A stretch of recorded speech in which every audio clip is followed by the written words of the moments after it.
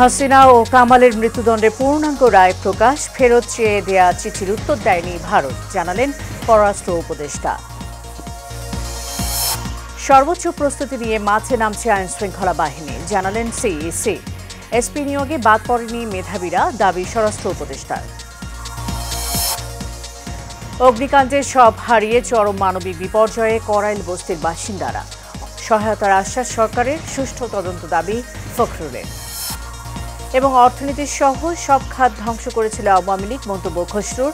ভোটের সুষ্ঠু পরিবেশ নিশ্চিতের আহ্বান রিজভির।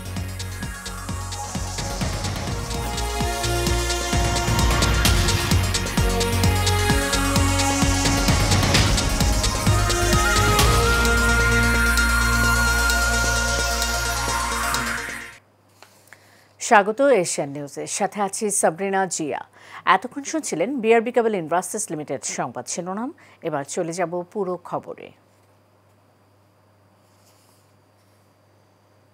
মানবতা বিরোধী অপরাধের মামলায় সাবেক প্রধানমন্ত্রী শেখ হাসিনা ও সাবেক স্বরাষ্ট্রমন্ত্রী আসাদুজ্জামান কামালের মৃত্যুদণ্ডের পূর্ণাঙ্গ রায় প্রকাশ করা হয়েছে।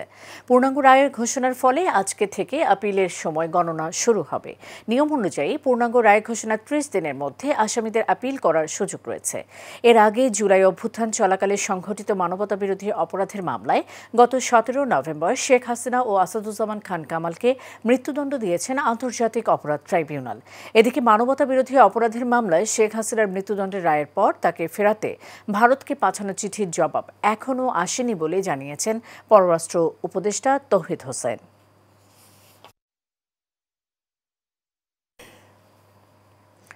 নির্বাচনে ঝুঁকিপূর্ণ এলাকায় আলাদা ব্যবস্থা নেওয়া হবে বলে জানিয়েছেন প্রধান নির্বাচন কমিশনার এএমএম নাসির উদ্দিন। বুধবার সকালে বর্ডার গার্ড বাংলাদেশের সদর দপ্তরে নির্বাচনী প্রশিক্ষণ ও মহড়ায় অংশ নিয়ে গণমাধ্যম কর্মীদের প্রশ্নের জবাবে এমনটা জানান তিনি। প্রধান নির্বাচন কমিশনার বলেন, নির্বাচনের ঝুঁকিপূর্ণ এলাকায় আলাদা ব্যবস্থা নেওয়া হবে। রেড, ইয়েলো এবং গ্রিন জোনে ভাগ করে সে অনুযায়ী আইনশৃঙ্খলা বাহিনী মোতায়েন করা হবে। এক প্রশ্নের জবাবে তিনি বলেন, 5 আগস্ট পরবর্তী সময়ে আইনশৃঙ্খলা পরিস্থিতি একেবারে নিখুঁত না হলেও অনেকটাই উন্নত হয়েছে। ভোটের আগে আইনশৃঙ্খলা পরিস্থিতি আরও ভালো হবে। এ সময় জাতিকে সুষ্ঠু, নিরপেক্ষ ও একটি সুন্দর নির্বাচন উপহার দিয়ে ইসি ওয়াদা পূরণ করবে বলেও জানান তিনি। ত্রয়োদশ জাতীয় সংসদ নির্বাচন ঘিরে দেশের 64 জেলায় নতুন পুলিশ সুপারের নিয়োগ দিয়েছে সরকার। স্বরাষ্ট্র মন্ত্রণালয় থেকে এ সংক্রান্ত প্রজ্ঞাপন জারি করা হয়েছে। এদিকে সচিবালয়ে স্বরাষ্ট্র উপদেষ্টা লেফটেন্যান্ট জেনারেল অবসরপ্রাপ্ত মোহাম্মদ জাহাঙ্গীর আলম চৌধুরী বলেন, লটারির মাধ্যমে এসপি নিয়োগে মেধাবী কেউ বাদ পড়েনি। নূর মোহাম্মদ ভূঁইয়ার রিপোর্ট। আগামী ত্রয়োদশ জাতীয় সংসদ নির্বাচনকে ঘিরে দেশের 64 জেলায় নতুন পুলিশ সুপার নিয়োগ দিয়েছে অন্তর্বর্তী সরকার। স্বরাষ্ট্র মন্ত্রণালয় থেকে এ সংক্রান্ত প্রজ্ঞাপন জারি করা হয়। এদিকে সচিবালয়ে স্বরাষ্ট্র উপদেষ্টা জাহাঙ্গীর আলম চৌধুরী বলেন, লটারির মাধ্যমে এসপি নিয়োগে মেধাবী কেউ বাদ পড়েনি। যেভাবে লটারি করার ওইভাবেই লটারি করেছি। এটার ক্ষেত্রে আমরা 3টা ক্রাইটেরিয়া নির্ধারণ করি, A category, B category, C category. এটা করা হয়েছে জেলার আয়তনের বেসিসটা আমরা ওই আইন শৃঙ্খলা পরিস্থিতির উপর নির্ভর এবং ওই জেলাগুলি নির্ধারণ করে তারপর আমরা এসপিদেরও ওইরকম কর্তৃক আদায় করে দিচ্ছি। উপদেষ্টা জানান, এসপি নিয়োগের ক্ষেত্রে বিভিন্ন জেলায় আইন শৃঙ্খলা পরিস্থিতি বিবেচনায় এ, বি ও সি ক্যাটাগরি করা হয়েছে। আমাদের টোটাল এসপি ছিল 64 জেলায়, তো 64 থেকে আমরা 18 জন আমরা উঠে আনছি।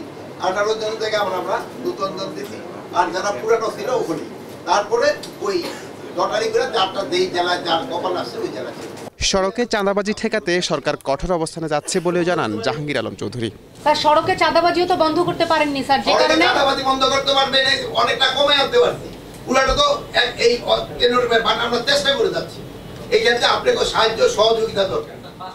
নূর মোহাম্মদ ভূঁইয়া, এশিয়ান টেলিভিশন, ঢাকা। ভয়াবহ অগ্নিকাণ্ডের সব হারিয়ে করাইল বস্তির হাজারো মানুষ এখন চরম মানবিক বিপর্যয়ের মুখে। মঙ্গলবার সন্ধ্যার দিকে লাগা আগুনের তাণ্ডবে বস্তির 1.5 সহস্রাধিক ঘর পুড়ে ছাই হয়ে যায়।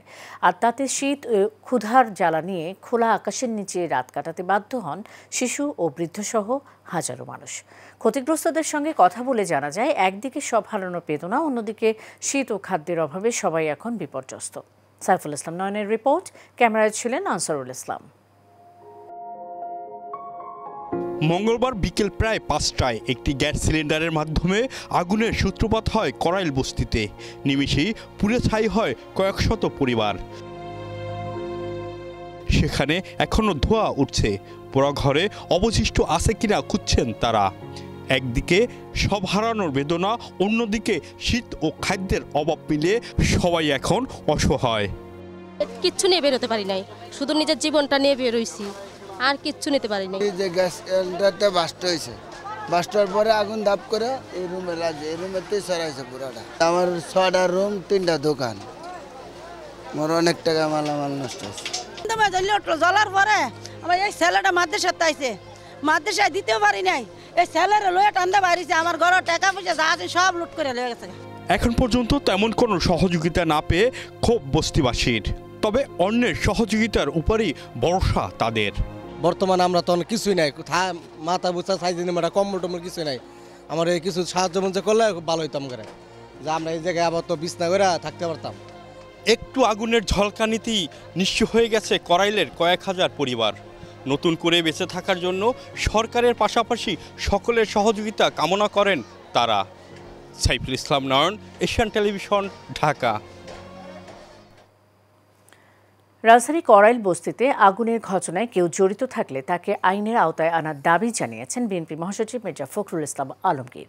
বিকেলে ঠাকুরগাঁও জেলা বিএনপির কার্যালয়ে উদ্বোধন শেষে তিনি একথা বলেন। দ্রুত সময়ে সরকারকে ক্ষতিগ্রস্তদের পাশে দাঁড়ানোর আহ্বানও জানান তিনি। বিস্তারিত মঞ্জুরে নামের রিপোর্টে। ঠাকুরগাঁও জেলা বিএনপির এই কার্যালয়ের উদ্বোধনের আয়োজন করে স্থানীয় বিএনপি। এ সময় উপস্থিত ছিলেন দলটির মহাসচিব মির্জা ফখরুল ইসলাম আলমগীর। অগ্নি নির্বাপনী ব্যবস্থার প্রতুলতা এবং আইন না মেনে চলা, সবকিছু মিলেই এই অগ্নিকাণ্ডগুলো ঘটে। এ সময় মির্জা ফখরুল বলেন, রাজধানীর করাইলে অগ্নিকাণ্ডে যারা ক্ষতিগ্রস্ত হয়েছে তাদের দ্রুত পাশে দাঁড়িয়ে ক্ষতিপূরণের ব্যবস্থা করতে হবে সরকারকে। অনেক বস্তি আছে, তার মধ্যে করাইল বস্তিটা সবচেয়ে বড় বস্তি। আপনার এই দরিদ্র মানুষগুলোর জন্য একটা চরম আঘাত। আমি সরকারের কাছে দাবি করব, সরকার যেন এদের ক্ষতিপূরণের ব্যবস্থা করেন। পরে সম্প্রতি বাউলদের উপর হামলার ঘটনারও তীব্র নিন্দা জানান তিনি।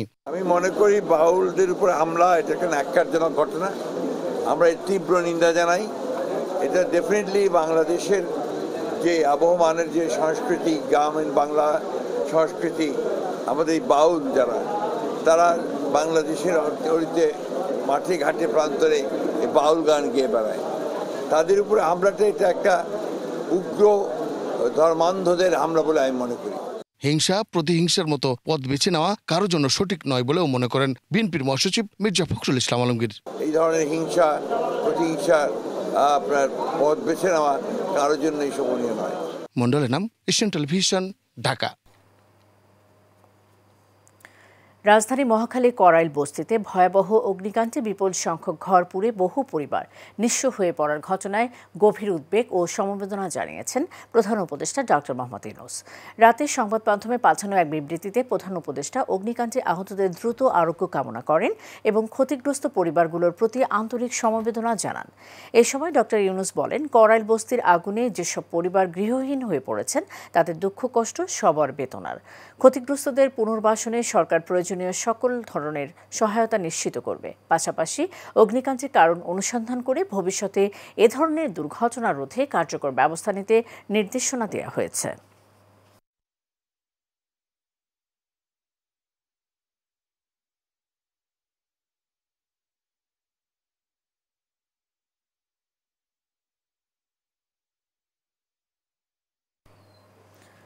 আর্থিক খাত সহ সব খাতকে দলীয়করণ করে ধ্বংস করেছিল আওয়ামী লীগ সরকার, এমন মন্তব্য করেছেন বিএনপির স্থায়ী কমিটির সদস্য আমির খসরু মাহমুদ চৌধুরী।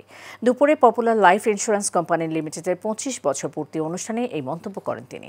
এর আগে নয়াপল্টনে বেগম খালেদা জিয়ার সুস্থতা কামনায় আয়োজিত দোয়া মাহফিলে বিএনপির সিনিয়র যুগ্ম মহাসচিব রুহুল কবির রিজভী বলেন, নির্বাচনে যেন সাধারণ মানুষ নির্বিঘ্নে ভোটাধিকার প্রয়োগ করতে পারে সেই পরিবেশ নিশ্চিত করতে হবে।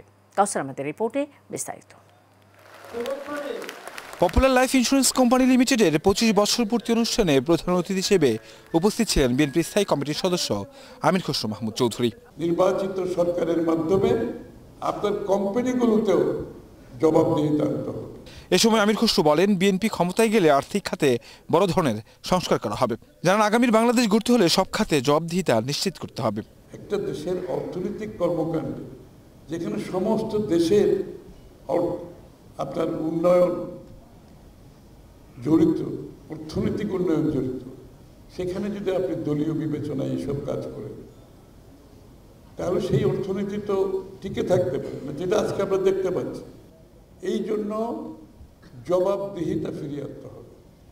যেমন সরকারের জবাবদিহিতা ফিরিয়ে আনতে হবে, নির্বাচিত সরকারের মাধ্যমে আপনার কোম্পানিগুলোতেও জবাবদিহিতা আনতে হবে। এর আগে নয়াপল্টনে বেগম খালেদা জিয়ার সুস্থতা কামনায় আয়োজিত দোয়া মাহফিলে বিএনপির সিনিয়র যুগ্ম মহাসচিব রুহুল কবির রিজভী বলেন, দেশের মানুষ খালেদা জিয়াকে নেতৃত্বের আসনে দেখতে চায়।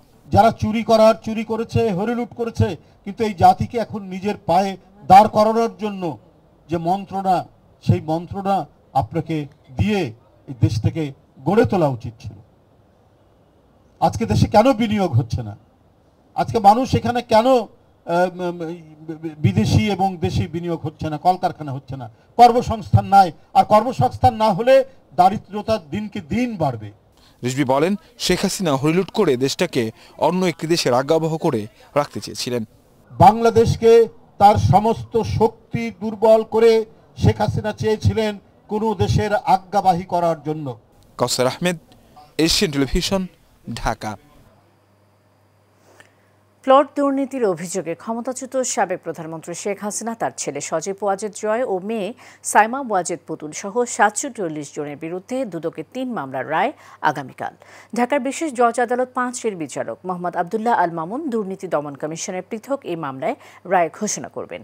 এর আগে গত 23 নভেম্বর রাষ্ট্র ও আসামি পক্ষের যুক্তি উপস্থাপন শেষে রায় ঘোষণার জন্য বৃহস্পতিবার দিন ধার্য করেন আদালত।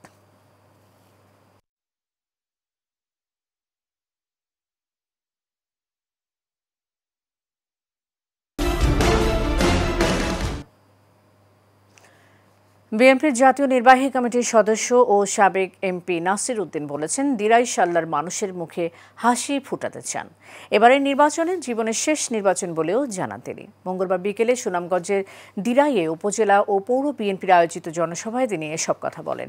একটি চক্র নির্বাচন বানচালের চেষ্টা করছে, জনগণকে সাথে নিয়ে নির্বাচন বানচালের অপচেষ্টা রুখে দেবেন বলেও জানান তিনি। বলেন, গণতন্ত্রের জন্য মানুষ জীবন দিয়েছে, এই গণতন্ত্রকে আবার বন্দী হতে দেওয়া যাবে না। এ সময় তিনি বাংলাদেশের আপসী নেত্রী বিএনপির চেয়ারপারসন বেগম খালেদা জিয়ার জন্য সকলের কাছে দোয়া চান।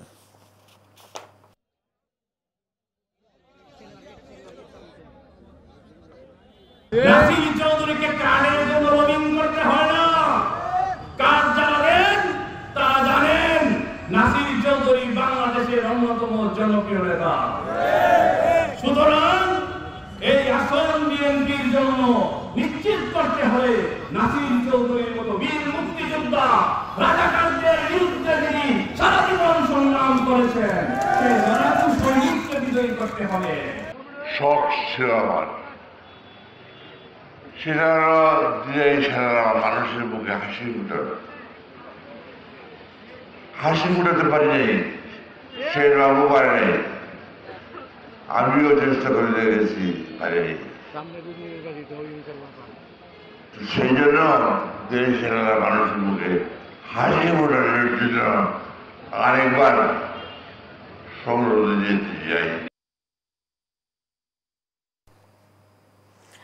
মনোহরদী উপজেলা নির্বাহী কর্মকর্তা এম এ মুহাইমেন আল জিহান যোগদানের পর থেকেই নিজেকে শুধু একজন সরকারি কর্মকর্তা নয়, বরং মনোহরদীবাসীর আপনজন হিসেবে প্রতিষ্ঠিত করেছেন। অল্প সময়ের মধ্যেই তাঁর মানবিকতা, সততা ও দায়িত্বশীল প্রশাসনিক কর্মকাণ্ড উপজেলা জুড়ে ব্যাপক প্রশংসা কুড়িয়েছে।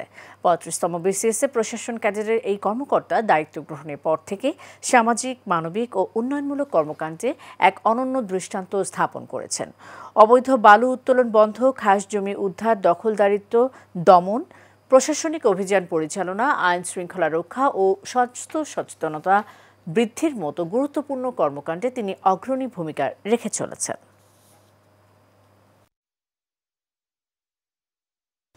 বিশ্ব ফুসফুস দিবস 2025 পালন উপলক্ষে বৈজ্ঞানিক অধিবেশন অনুষ্ঠিত হয়েছে। সকালে the chest and heart association of বাংলাদেশের উদ্যোগে জাতীয় বক্ষব্যাধি ইনস্টিটিউট ও হাসপাতাল অডিটোরিয়ামে এই সভা হয়। The chest and heart association of বাংলাদেশের সভাপতি সহযোগী অধ্যাপক ডক্টর মোহাম্মদ জহিরুল ইসলাম শাকিলের সভাপতিত্বে অনুষ্ঠানে প্রধান অতিথি ছিলেন অধ্যাপক doctor FM Siddiqui. Doctor Sakhawat হোসাইনের সঞ্চালনায় এতে বক্তব্য রাখেন the chest and heart association of বাংলাদেশের কার্যকরী পরিষদের সদস্য ডক্টর মোহাম্মদ জিয়াউল করিম ও অ্যাসোসিয়েশনের মহাসচিব ডক্টর গোলাম সরওয়ার লিয়াকত হোসেন ভূঁইয়া। এর সাথে শেষ করব এশিয়ান নিউজ। যাবার আগে BRB কেবল ইন্ডাস্ট্রিজ লিমিটেড সংবাদ শিরোনাম জানিয়ে দেব আরও একবার।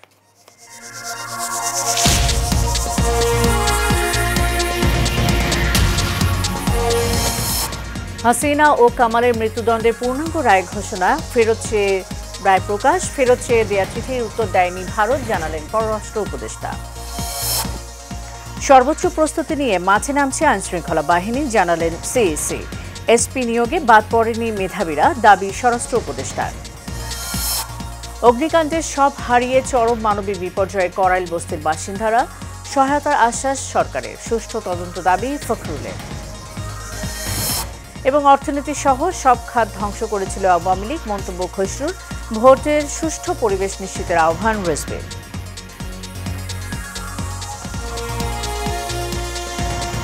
এশিয়ান নিউজ এ পর্যন্তই, পরের সংবাদ দেখার আমন্ত্রণ রইল। ধন্যবাদ, সাথে থাকুন।